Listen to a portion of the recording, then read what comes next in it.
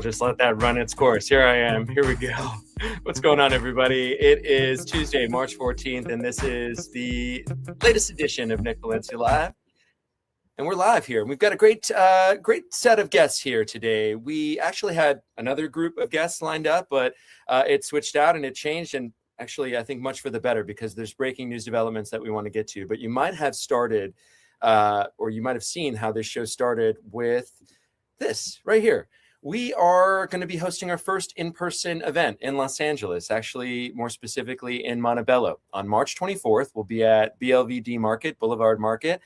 The owner and proprietor, Barney Santos, has been kind enough to open his doors for us here, and we're going to be hosting our show, Nick Valencia Live, in person, starting at 6 p.m. to 7 p.m., and then afterwards we'll be just hanging out, mingling, vibing out. We invite you to join us, to chill. Come support the Montebello Food Hall, grab your drinks, grab your food, and watch a live show. We're going to have some special guests as well, but on the agenda for sure, in the lineup is Gustavo Arellano. He is an LA Times columnist. I don't need to introduce you guys to him. You know, plenty of you guys know who he is already, especially if you've been following me. He's been on the show a couple times already.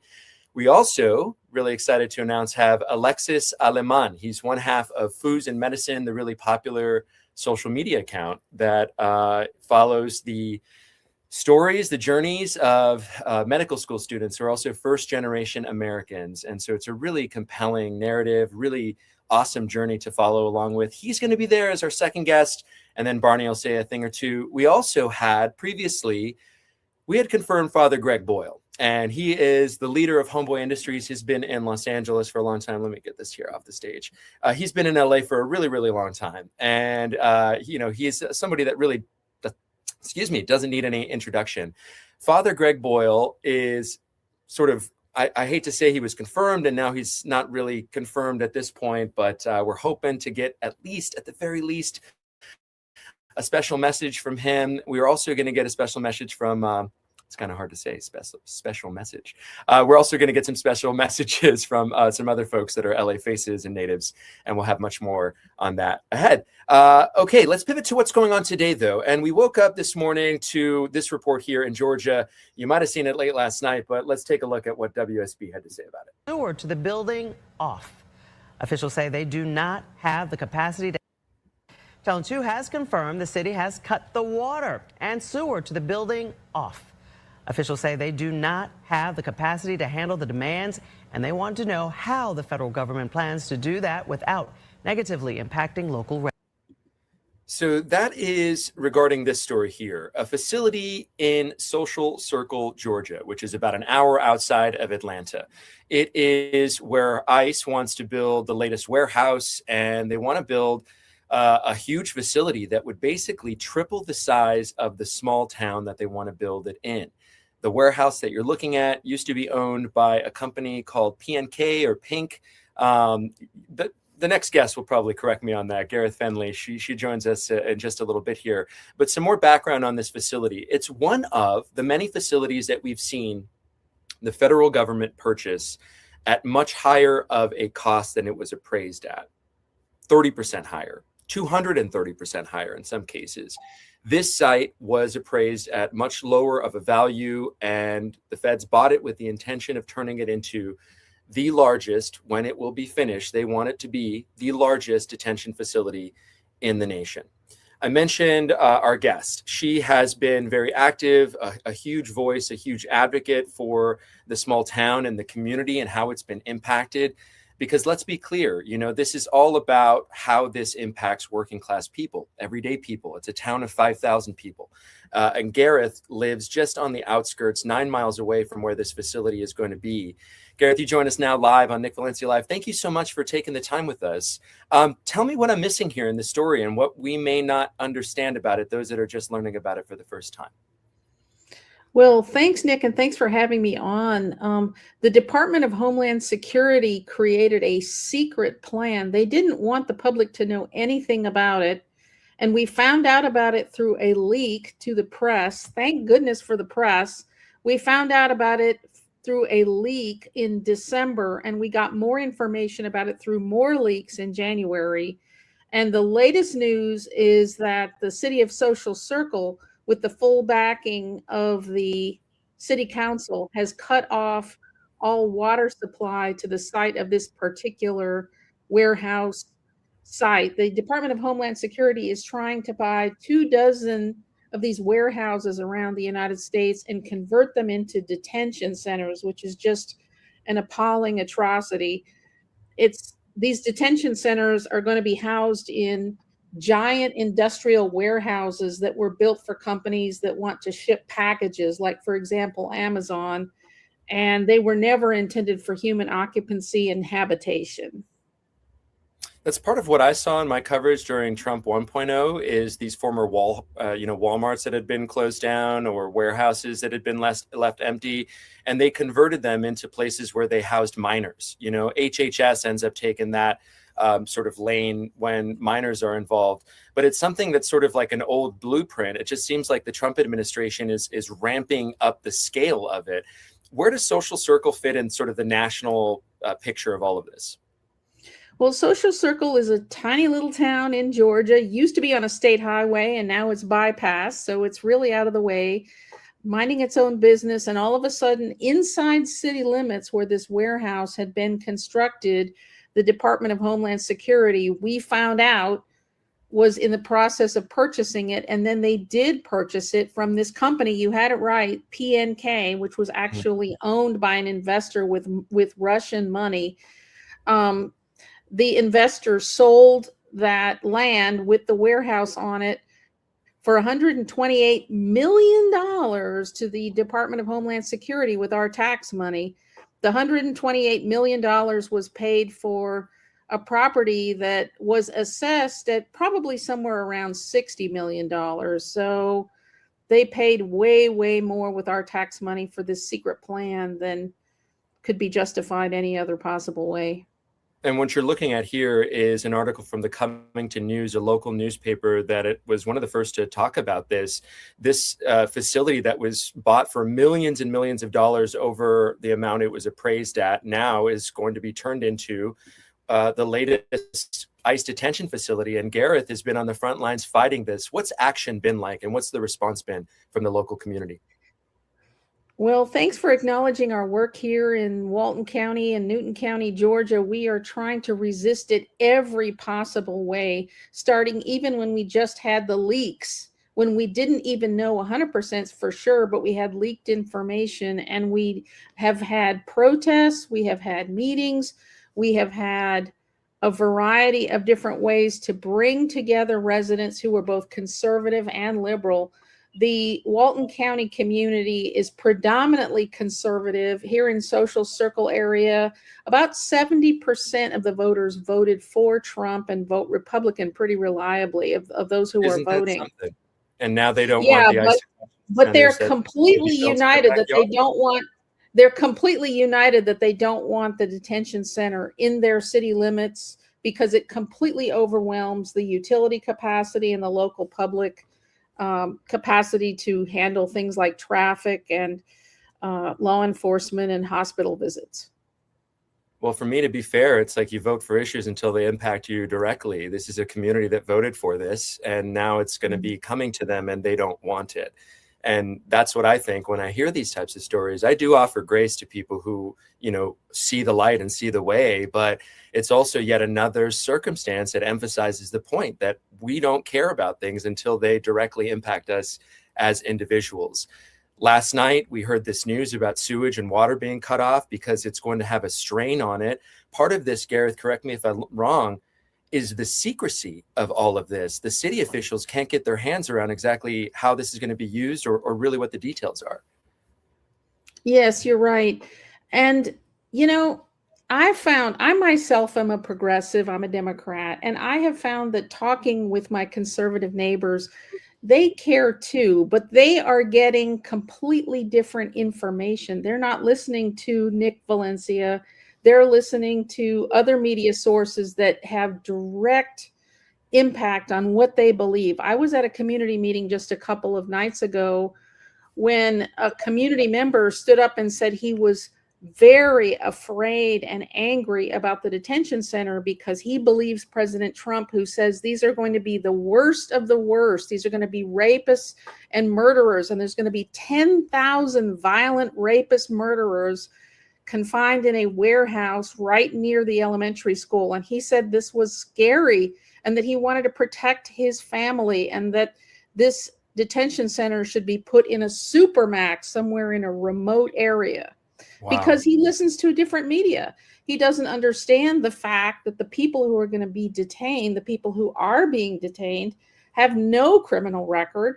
And if they have a criminal record, it goes back years and it's been resolved, or it's something on the order of traffic tickets. There's a very, very small number of violent criminals who are also undocumented, and they're taken care of by the local law enforcement agencies.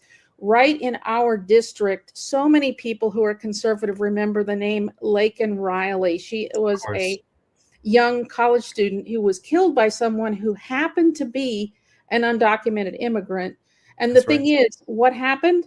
The local police tracked down the killer, apprehended him.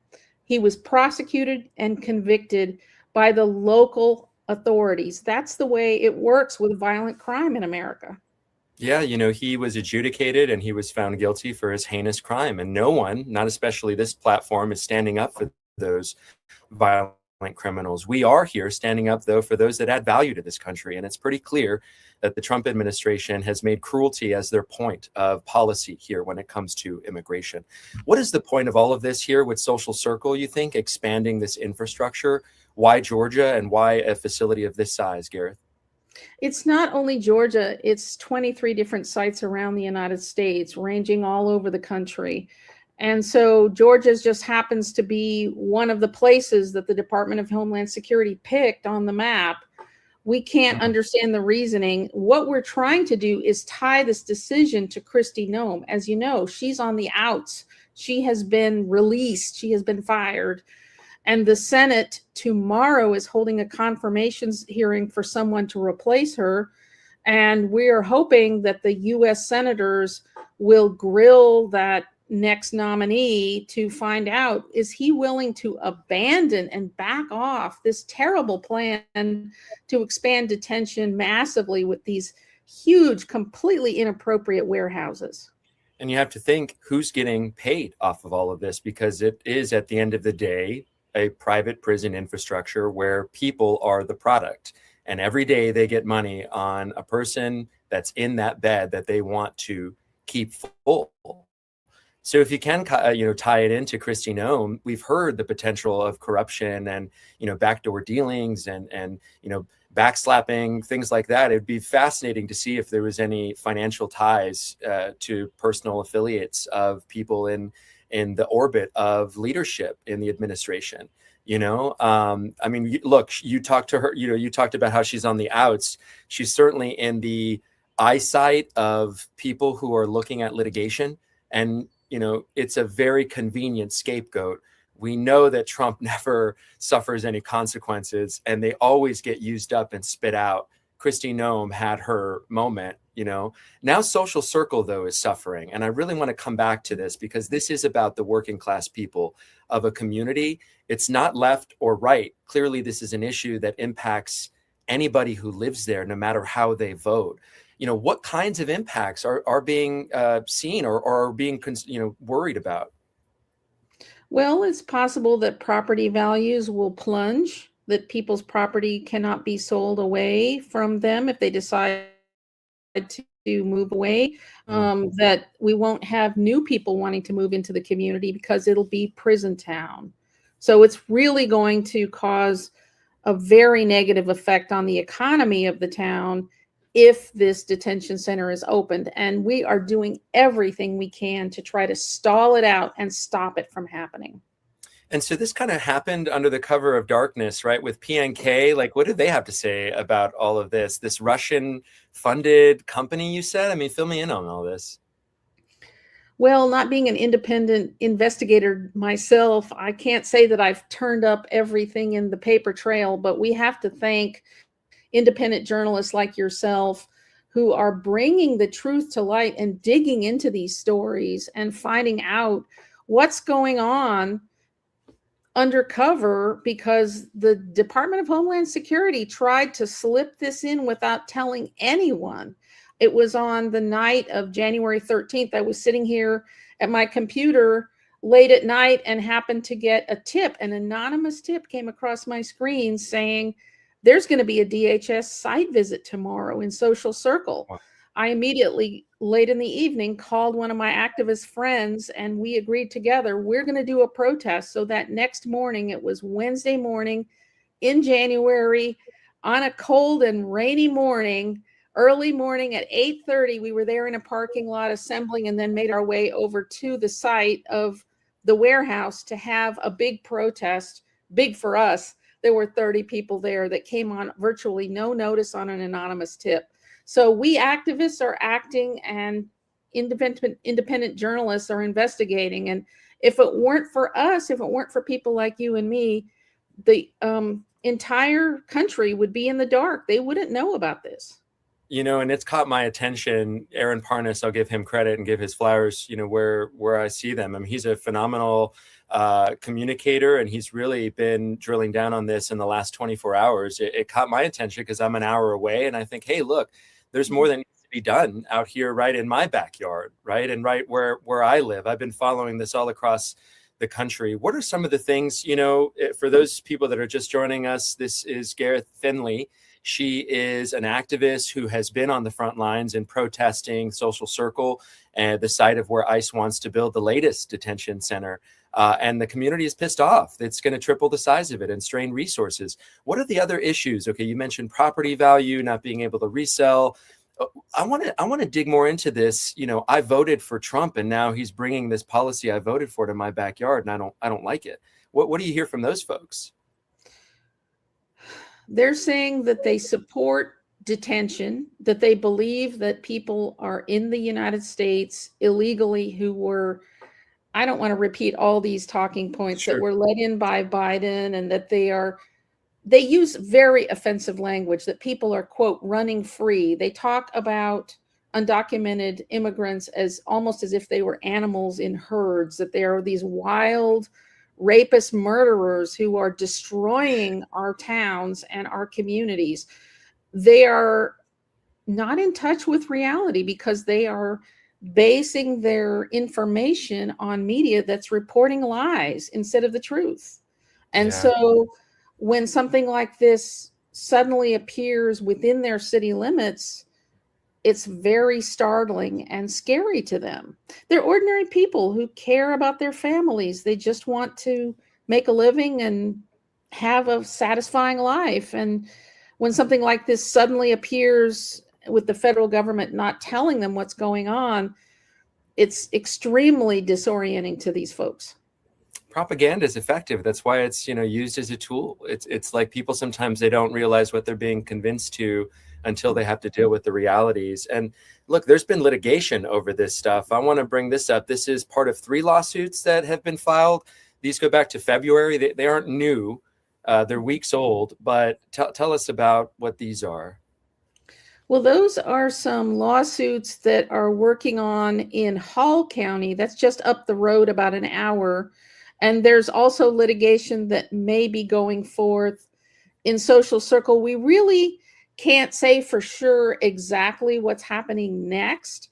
There are many efforts to work behind the scenes, every possible way, contacting elected officials, using lawsuits, using something as simple as a lock on the water meter to keep them from turning on the water. We're using every way we can think of to try to get the Trump administration to walk back on this plan and admit that this plan was not well conceived. It won't work. And for any reason you can think of, detention center is not welcome here. What's the remedy then, Gareth? Like with these, violent offenders, they've got to be housed somewhere. They would probably argue that they're going to go to Social Circle. You have these residents who voted for this and still supported the policy. So where do they say that something like this should go? Well, according to them, it should be a supermax in some remote high desert area because they're terrified of what will happen to their town if those people that you and I know are just ordinary, hardworking neighbors come to town. They don't have. They have to worry more about the guards than they do the people that they're doing the guard. That they're guarding. They don't have a sense of who undocumented people are. That there's a sense of the other. There's a sense that they are people they've never met and are nowhere near like them. So it's through journalism that you're doing and activism that I'm doing and just talking to each other and communicating and connecting that we help our more conservative neighbors understand that these people in the detention centers that are being detained are just like us. They're people just like us, and they're ordinary, hardworking people with a dream. And that's what we do here. We're highlighting. You see me check my phone now because we have another guest coming up after this. Is Amir, and his spouse is currently being held in Adelanto, in the Adelanto facility, the detention center there in California. Before we let you go, though, I'm texting Amir. We're ready here for you, Amir. We're ready. And in true fashion here, I'm an independent journalist doing all this myself. Before we let you go, what do we need to know? What questions aren't being asked about this? How do people, I have so many other questions. How do people get involved and follow this stuff? Where can they follow you? But I guess first and foremost, what's the question people aren't asking about this that you wish they were? I wish people were asking, how does this affect those who are detained? And you and I are asking that question, but millions of folks who are ordinary, faithful, loyal citizens of the United States are not fully understanding the humanity, the common humanity of those who are being detained. And, by watching the guest that you're going to have up next is how they can connect with these folks. I really understand that it is a long-term prospect of cultivating across this political barrier and across this polarization that's occurred because of the massive amount of propaganda lies that's being fed into the minds of people who believe it. And they're absorbing it. I feel like Trump in a lot of ways is a reflection of the best of us, and that's not a compliment. Like, we're this reality TV show country, and we elected a reality TV show president. And I'm guilty of it too. Like, I love wrestling. I love WWF. And I had little, I was a little Hulkamaniac and stuff growing up, and loved Ultimate Warrior, and back in the 90s resurgence of The Rock, and Trump was right in that. And that is still so incredibly popular. And we call him on this show the WWE president, because he is an incredible master at manipulating the media and controlling a narrative and the crowd, and getting, all of that stuff plays into the optics of all of this, and don't underestimate our adversary. You see his cunning and his effectiveness, and don't underestimate the millions of people who follow him. They're ordinary people with their own hopes and dreams and fears. And we've got to be able to connect with them and not demonize those people who support Trump. To be fair, there are some rabid people on both sides that you wouldn't be able to convince them, right? They're like, they're going to die on this hill. They want to die. They don't want to live. They want to die on this issue. But I'm exaggerating to emphasize a point. But there are people, though, I think you can't be passionately moderate. I think, not to derail a conversation, but I'm doing this research and I'm going to do this story on Bobby Polito, this congressional candidate in South Texas. And he is this kind of, Democrats are getting kind of excited about him because he's turning and he's flipping red voters, but he's really looking at it more so. And I think what you and I are seeing, it's not left and right, it's top versus bottom. It's like this gap where, like, sure, the middle is kind of equal in all areas, but it's this gap of, like, people are really, really rich or they're really, really poor. And it's getting more and more of those people in those camps. And that's not okay. And so I think that is all part of what's happening here with Social Circle. It's, you have these working class people, a town of 5,000, a place that you had probably never heard of before or driven through and didn't realize you were there. And then now, whoever decided, which is part of my investigation, that's what I'm going to get into. Hey, let's put it here around these folks here. This makes sense. I don't know. But thank you for helping us shine a light. I'm so grateful for what you're doing and reaching out and bringing people and families affected by detention. And I really look forward to learning more from your next guest and from the continuing coverage you're doing. Thank you so much. Oh, God bless you. Thank you. That's Gareth Fenley. And real quick before we let you go, how can we follow you? Well, I still wait for Amir to get back to me. Vamp in time. How can we follow you and see what you're doing? Look for Indivisible Boldly Blue. That's my organization. Or you can look for my name, which I think is on the screen there. If you spell it with 2 E's, Fenley, and you just Google Gareth Fenley Ice, it'll bring you a bunch of hits. Wonderful. And that gave me enough time. It bought me time because Amir just joined the green room. So he's behind the stage here, and we're going to get to his story next. Gareth Fenley, thank you so much for giving us the highlights here and what's going on in Social Circle, the site of what could potentially be the biggest ICE detention facility in the country. We'll be following this story. I'm going to go live from there, I think, on Thursday. So we'll touch base soon. Thank you again so much. Thanks, Nick. Appreciate you. That was Gareth Fenley. And if you guys missed that conversation, this is what we had woken up to this morning here in Georgia, is basically this facility who quietly ICE, is that the wrong clip? That's the wrong clip here. Anyway, ICE wants to build this facility here, and Gareth Fenley's on the front lines of trying to not make that happen. Last night, the city decided, hey, this is going to be a strain on our resources. We're cutting off the power. We're cutting off the sewage. Good luck building this facility if you do it. We talk about these facilities in terms of like money and contractors. There's real people inside. These are real lives. These are everyday citizens that are walking, non-citizens that are walking in your life that you love and interact with and may not even know that they're here without documents. There have been countless people who are not the violent criminals, countless people who have done it the right way as well, who have been caught up in this system of cruelty. And we wanted to highlight one of those stories. Before we do, we wanted to show you what happened over the weekend. There was a day of action. Some trouble with remove that. Okay, here we go. There was a rally outside of Adelanto over the weekend, and this video was filmed by our next guest, shared with us by our next guest, whose spouse is currently in that facility. Amir was describing to me the conditions, just how terrible and what his wife has to deal with. Amir, you join us live now on Nick Valencia Live. Thank you so much for coming on the show, brother. I appreciate you for joining having us. me. Thank you so much. I'm so sorry that we see each other now like this. Yeah, I can't believe this is actually happening. And I'm sorry I was a little bit late. First of all, it was the Eastern time, and I'm going through so many different emotions all the time. Like I still don't understand what's happening, and it doesn't make any sense, brother.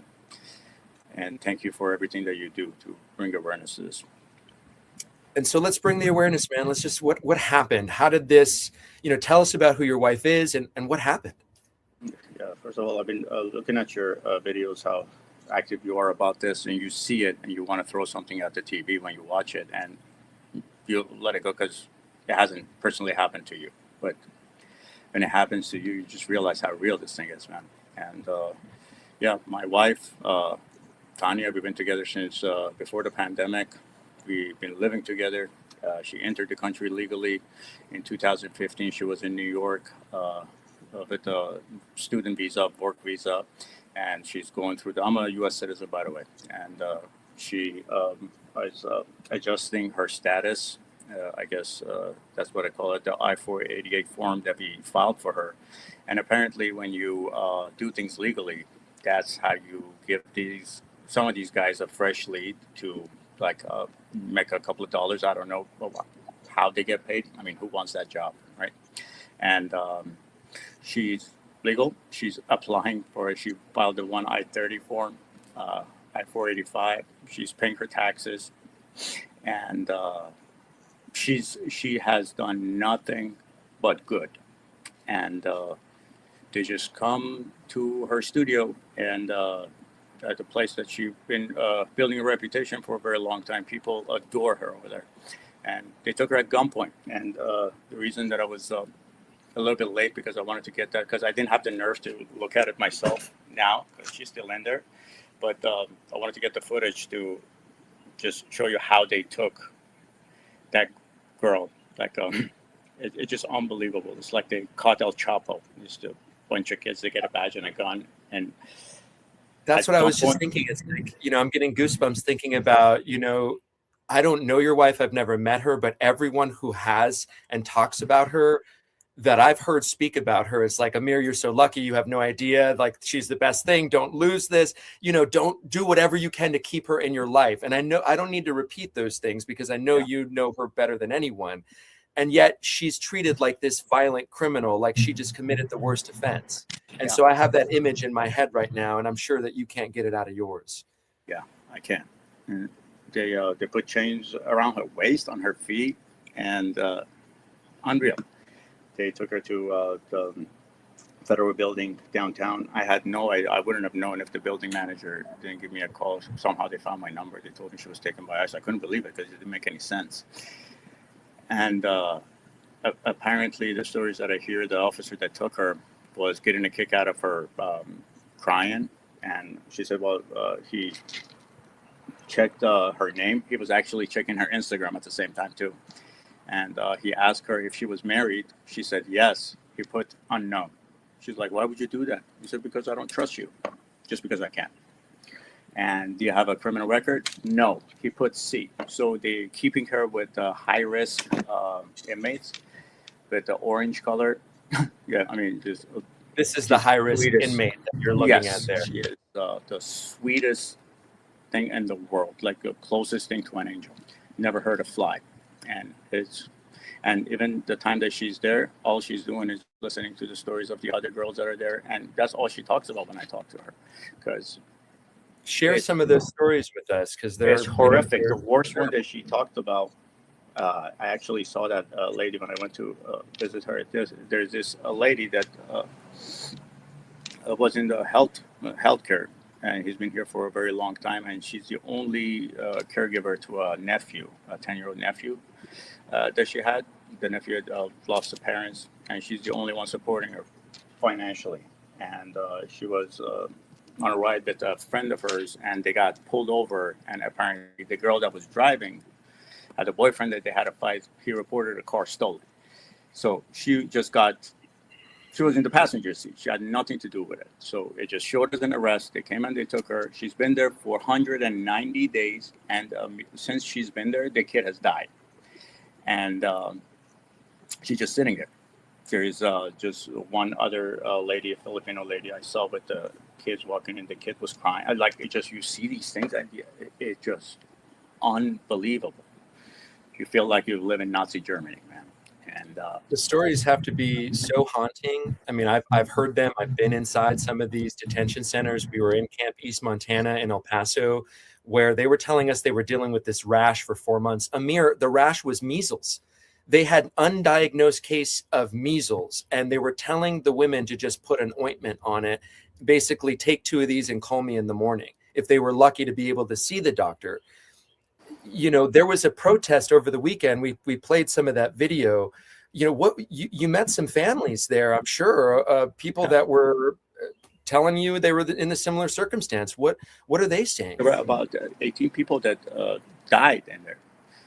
And there's no care. They don't respond to pretty much anybody. The very poor conditions. The food, it's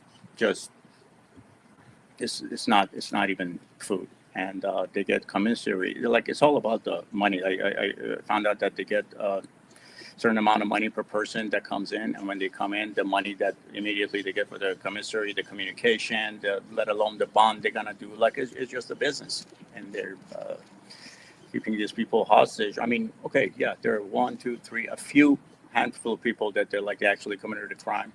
They have to be incarcerated anyways, but the majority have done nothing wrong, man.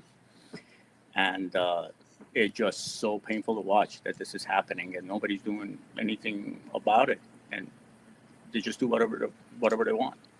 And it's more painful because you guys did this the right way, and she came in through the country legally. That's why it has to be so much more painful. What else you got to do? What else do you have to do to just come for a better future? You work your ass off. You just do everything right. You pay your taxes. You're married. I'm a citizen. I've paid my dues of all people you know, and this is what we have to go through right now. And this is just us, man. There's so many stories in there that, like, there are so many bigger problems people have that it's just not right. And do you think people are starting to understand and wake up to what's happening? You know, those that may have initially supported this and thought, okay, man, I didn't vote for this. I don't want this, you know? Yeah, nobody did, man. Who doesn't want the criminals out of their country? Who's right. rooting for the criminals? Yeah, but that's not what they're doing. They're going after easy targets. It's illegal to be an immigrant. They treat you like this prison is literally ICE prison. I saw footage of the inside, the bunk beds. They barely have anything to cover themselves, a pillow, or it just. She was telling me, like, her body is starting to hurt a lot, and and once a week they can just order some stuff to make their life a little bit more comfortable, like things like water, because water doesn't really taste very good, and it's just nobody has to go through that, and they have done nothing wrong, and it's really, really, it makes me very angry, and I'm trying not to go there because I want to keep my sanity and be useful for her, but I hope people wake up to this and do something about this, because everybody that sees this happening to somebody they know, then they realize how real this thing is. That's part of the reason why we wanted you on. You know, we want to highlight stories like yours, highlight what's happening. You know, things like this are happening every single day in the United States. People's loved ones are being taken, detained, kidnapped, abducted for no reason. And, you know, you brought up something so poignant, Amir. It's part of, you did it the right way, which may have made you vulnerable and susceptible. I've heard that before from people. There was a Russian woman whose Kurdish husband, they moved, and they were like, should we have just not told the government where we moved to our new address? Because that's where they showed up. that's where they showed up to for your wife, right? Did they show up at her residence, at your residence? She's saying they followed her from the residence to her to the place that she works. And this is how we're spending our tax dollars, right? To track Amir's violent wife, apparently her criminal wife here, that is being treated like the worst of the worst offenders. Man, it just makes me so angry, and I think that we're all angry. You know, we're getting a bunch of comments here from you guys that are watching, people that, you know, are in our lives. Thank you so much for watching and supporting all this stuff, man. You know, it's just, it pisses me off for you. And the only way that I know my weapon is this platform, right? Is like, let's give this spotlights. Let's shine the spotlight where there's darkness, where people need to understand what they're dealing with. Everyday people who are adding value, who are moving in good faith, like your wife, like you.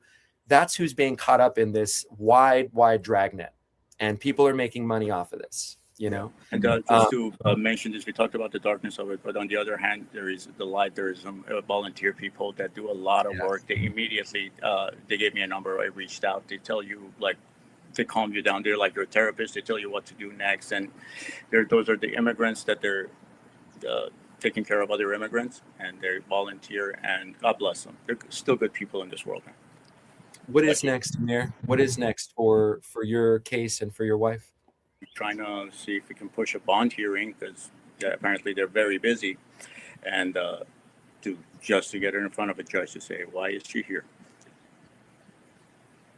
Well, that's a habeas corpus petition. You know, there's protesting as well that's being done. You have a fellowship behind you. You have a community that loves you.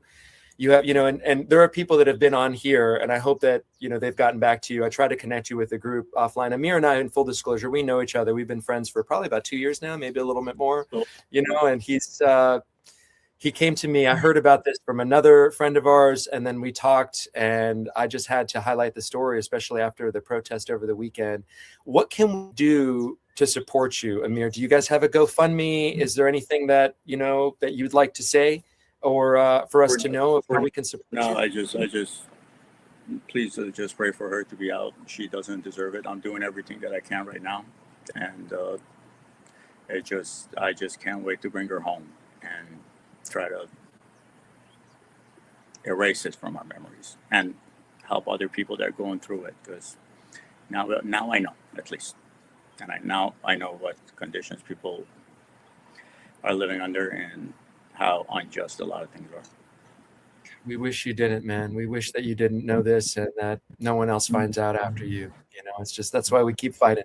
God bless you, Amir, man. Thank you so much for taking the time with Nick Valencia Live. God bless you, brother. I'll call you later. Love you so much. Love you. All right, take care. That was Amir, whose wife is detained, whose wife is being treated like the worst of the worst. I'm going to put this full screen. So this is this beautiful family here that is being torn apart. They rescue animals. If you guys love animals, I mean, this is the kind of people that the Trump administration is going after. People that take in strays, people that take in hurt animals that need to be tended to, cared for. It's crazy to me. Sorry. Some comments coming in here. I want to read them. Michelle Gordon says, I hate this for anyone living like this. I'm hoping many will see this. I'm so sorry to all. And then Nat, thank you so much for sharing your story, Amir. Yeah, I mean, it's powerful, you know. I mean, it's I hear these stories all the time, but it hurts more when you hear it from somebody that you know personally.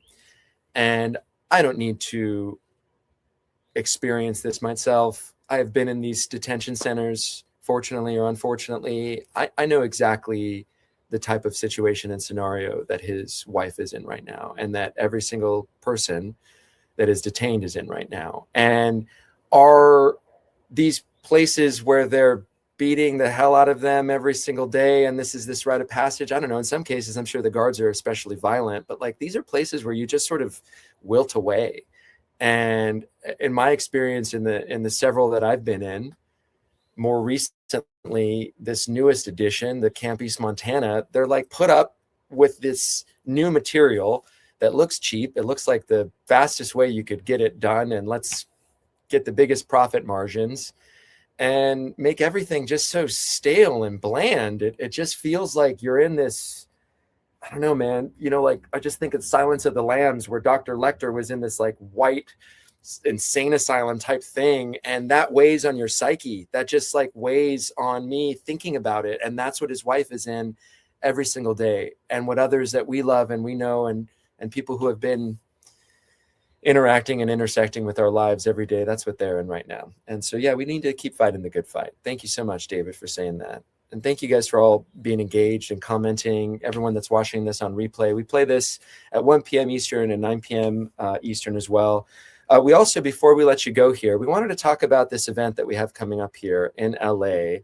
I'll add that, live from LA, ICE, the impact on food, should say foods, health and community in LA. We are going to be hosting our show live, Nick Valencia Live, NVN, March 24th, BLVD Market in Montebello, 6 p.m. to 7 p.m. And afterwards, we're going to be chilling. We're going to be hanging out, man. No RSVP needed.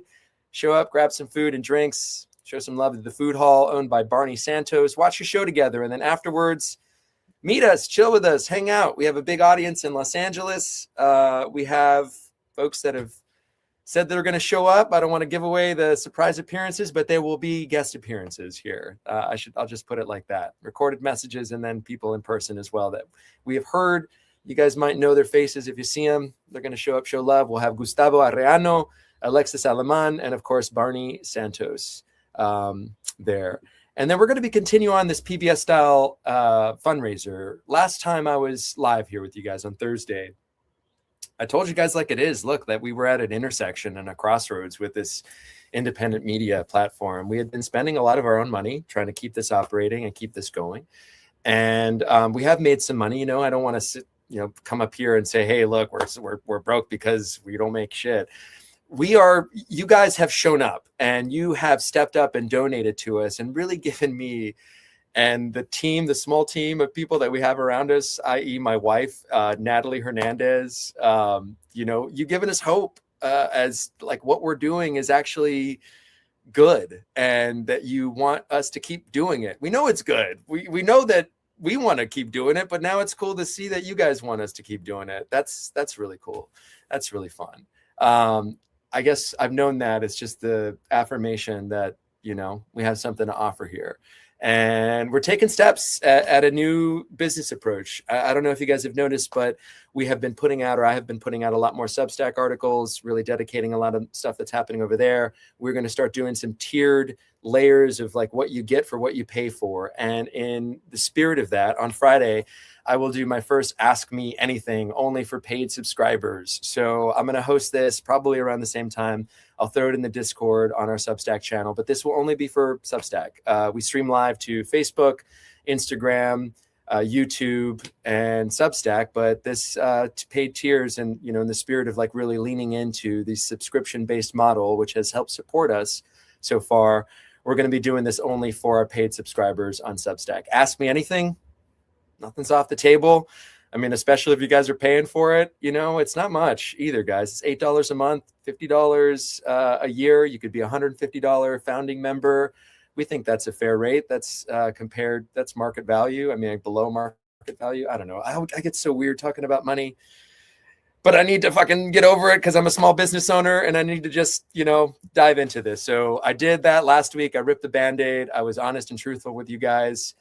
We are incredibly successful editorially, but we need some help on the business end, and we're getting that. Thank you to my friend Jordan, who stopped by this past weekend and helped me out with some strategy and technology. And also, can't wait to see you guys next week. Let me put this up one more time before we leave. I'll put it up full screen, live. Nick Valencia Live, NVN, ICE, the impact of food. NVN live from LA, ICE, the impact on food, health, and community in LA, Tuesday, March 24th, BLVD Market in Montebello, 6 p.m. to 7 p.m. is the live show. We'll be there to 9 p.m. And that is our show for today, guys. Thank you guys so much for sticking with us, hanging out with us, for listening to the story of Amir, whose wife is currently in a Adelanto detention center, and also for the breaking news that we had of the developing story here, just about an hour away from where I'm sitting here in this shed. We didn't even talk about the shed today. The site that's being built by ICE. They want to turn an old warehouse into what will, they hope, be the largest ICE detention center in the country in Social Circle. It's a town of 5,000. They want to swell it, if ICE has its way, to the size of 15,000. And overnight, the city decided, nah, fuck that, man. We're cutting off the power. We're cutting off the water. We're cutting off the sewage to you guys. Good luck. Have fun. We're going to be live from Social Circle on Thursday. At least that's the plan. And we're going to be digging in much, much more to the information provided by our first.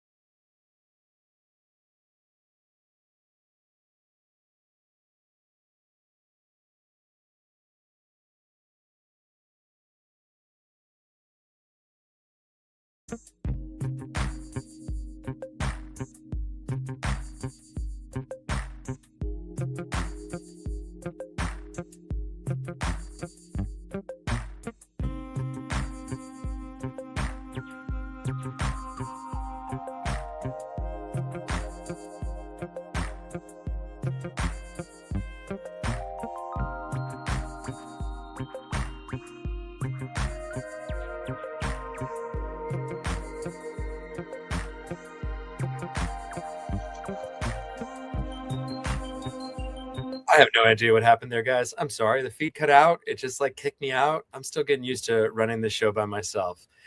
We'll just call this the post show.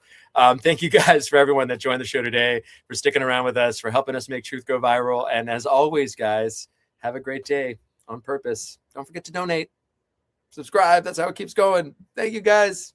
See ya.